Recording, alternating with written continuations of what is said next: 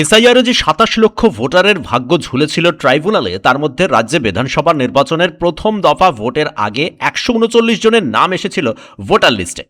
দ্বিতীয় দফা ভোটের আগে ১৪৬৮ জনের নাম এসেছে ভোটার তালিকায়। বাকিদের নাম এখনো ঝুলে রয়েছে। রাজ্যের পঞ্চায়েত মন্ত্রী দিলীপ ঘোষ আজ বলেন, যাদের নাম ট্রাইব্যুনালে ঝুলে আছে তাদের বিষয়টি এবার দেখতে হবে। তিনি বলেন, যতক্ষণ না ট্রাইব্যুনালে এই ভোটারদের নামের নিষ্পত্তি হচ্ছে ততক্ষণ তারা সরকারি সুবিধা থেকে বঞ্চিত হবেন।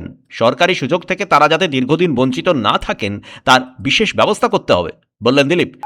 দেখা যায় যেভাবে জাস্টিসদের বাইরে থেকে নিয়ে এসে করিয়েছিল ইলেকশন কমিশন, আবার কোনো একটা অভিযান নিয়ে সেভাবেই করতে হবে, কারণ বহু লোক বিভিন্ন সেবা থেকে বঞ্চিত হয়ে যাবেন নাহলে। তৃণমূলের ২০ জন বিদ্রোহী সাংসদ নতুন দল এনসিপিআই এ যোগ দিতে চেয়ে লোকসভার স্পিকারকে চিঠি দিয়েছেন। দিলীপ ঘোষ বলেন, দল ছেড়ে বেরোলেই পুরনো পাপ ধুয়ে ফেলা যায় না। তারা নিয়েছেন কেন? হাইজ্যাক করেছেন। আর নতুন দলে গেলে পুরনো পাপও ধুয়ে যায় না। যারা এই পাপের সঙ্গে ছিলেন তারাও গায়ে দাগ লেগেছে, তাদেরকেও হিসাব কিতাব করতে হবে।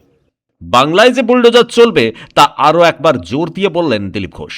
সকালে নিয়ম মতোই তিনি প্রাতঃভ্রমণে বেরিয়েছিলেন। সেখানেই ফুরফুরে মেজাজে পাওয়া গেল রাজ্যের পঞ্চায়েত মন্ত্রীকে। ব্যুরো রিপোর্ট, পূবের কলম ডিজিটাল।